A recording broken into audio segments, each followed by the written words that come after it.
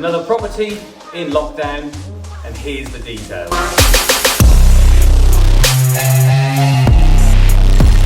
Hey, what's up guys? So I am super excited to bring you my latest completed project. And even though I spent a little bit less this time round, the finish isn't even the thing that I'm excited about the most. It's definitely how quickly the guys have turned this around, and that we have literally got it rented 3 days later to a commercial tenant for 6 years. So let's get straight into it. Those of you who follow me on Instagram will have seen that this was my auction purchase back in November 2020.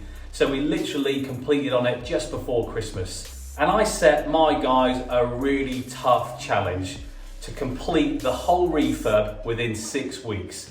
And this is on top of everything else that we've got going on that they're also involved in.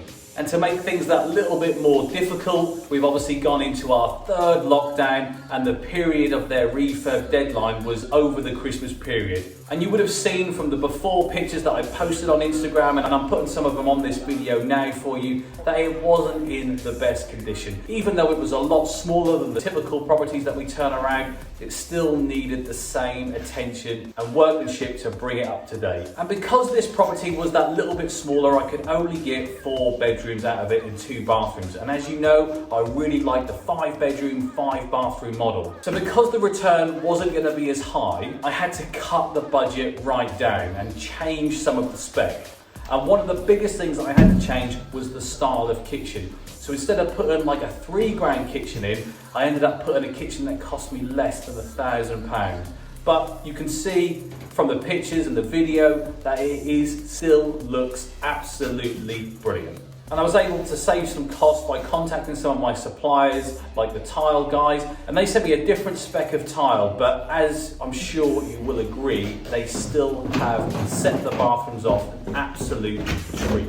So this location is a little bit like the secondary location. I don't normally go for properties anymore in this location because it's a little bit too far from my primary and secondary market, but it is literally on the outskirts. So with a great finish and a little bit of tweaking with the pricing, you can still get a good return. But I've been really fortunate to establish a relationship with a really strong commercial client who has a spec that they want a property done to, and they will lease that property from you for up to 6 years. So that spec absolutely drove what we were doing for this property, with in the back of our minds that we followed my simple rule of buying for the long term but taking short term wins and being able to play with different markets. This, even though we had a great tenant, this was no different. So if that tenant for whatever reason backed out of the deal, cut the lease short, or didn't renew after the 6 years, I could still rent this property to students. It would make a really good 4-bedroom student house.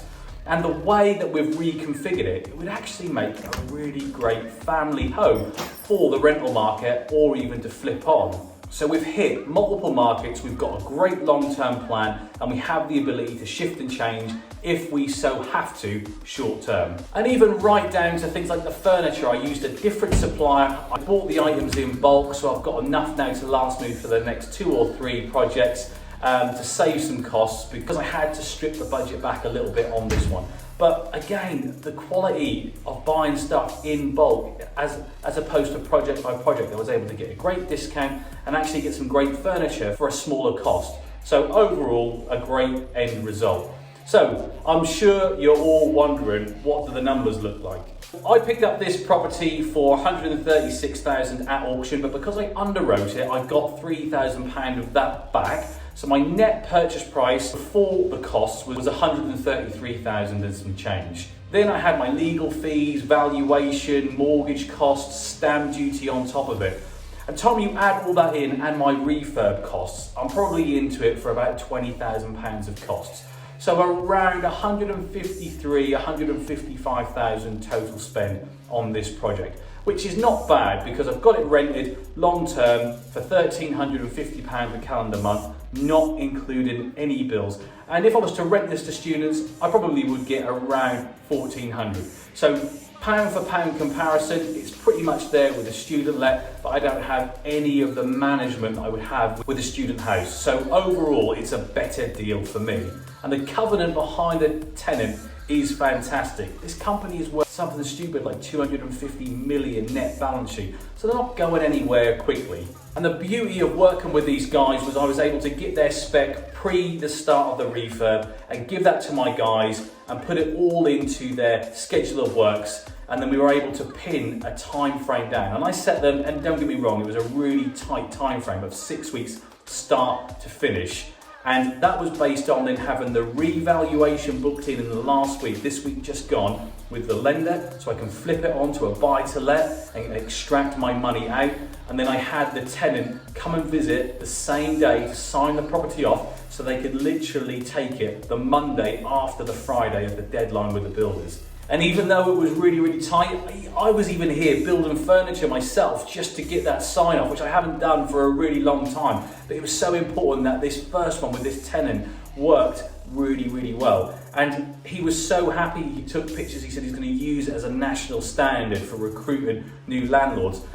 Overall, a really, really great project. And the valuation has already come back at 210,000, which was exactly in line with my projected figures. So overall, a great deal.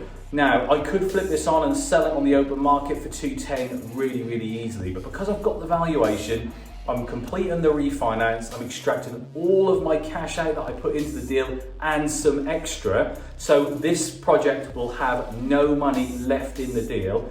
And after the mortgage, it's going to give me around £900 per calendar month net cash flow, which is probably a little bit below my minimum criteria. I normally want a minimum of £1,000, but the longevity of the tenant meant that I'm prepared to take a little bit of a hit per month for an easier life. And we all know that I like an easy life. So to break it down, we've literally done a refurb, which I think is one of our best in 6 weeks. We've created a property which can cash flow around £900 per calendar month for the next 6 years.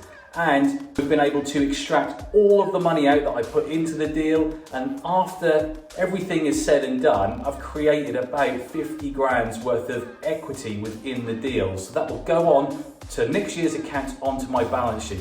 So I've effectively earned 50,000 in this property, which will sit on my balance sheet, and it will produce great cash flow for the foreseeable future. It's these types of deals. You've got a match made in heaven. So buying, refurbishing, selling, flipping, refinancing, renting, whatever the strategy is, you can do multiple things and you can keep costs down and keep margins high, which is what this is all about. This property meant a little bit more to me, I suppose, emotionally, because it was literally a stone's throw from where I grew up. Really great to be back in the old stomping ground. And it's kind of fitting quite nicely because this week I sold my last property completed that I had in the 2008 crash, which fell into negative equity. So literally I said goodbye to a property I've owned for like 14, 15 years, which for such a long time was a massive hindrance on me. Negative equity, the mortgage was higher than the rent, but over time the property market has shown me that it does increase eventually, even though I remortgaged it way beyond the market value back in 2007 and 2008.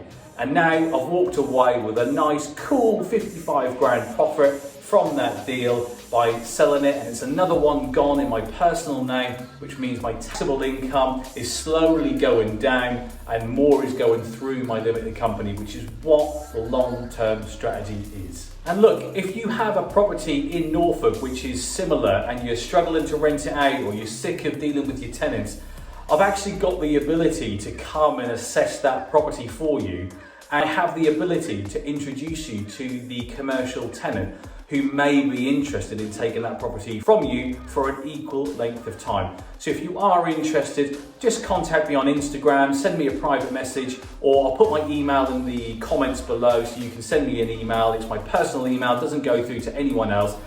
Send me your property details and I'll have a look at it and I'll see if I can help you get a great tenant like I've done on this particular property. But look, that's it from me. Another one wrapped up and in the bag. Moving on to the next one, which again is signed up with the same commercial tenant. Very, very similar property in terms of layout, but definitely a hell of a lot worse and it needs a huge amount more work doing to it. So I'll be really, really excited when I bring you the after photos of that particular project. But for now, that's it from me. Stay safe. Hope you found the content rich, and I'll catch you all on the next video.